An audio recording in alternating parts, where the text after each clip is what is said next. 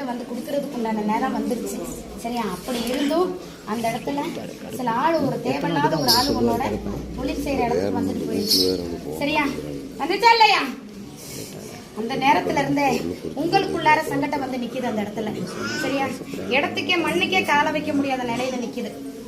புரியுதா இல்லையா? உன்னோட தொழில் அப்படியே முடங்குறதுக்குண்டான நிலைக்கு வருது. நான் எந்த எல்லையில நான் உன்னைய கொண்டு போய் வைக்கணும்னு நினைச்சு நிக்கிறேனோ அந்த எல்லையை தடுத்து கொடுக்குது.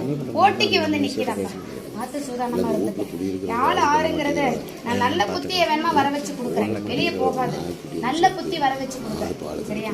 குடும்பத்துக்குண்டான சரியான நிலைக்கு நான் கூடிய சீக்கிரம் எனக்கு உண்டானவன் வந்து சேருவான். சரியா?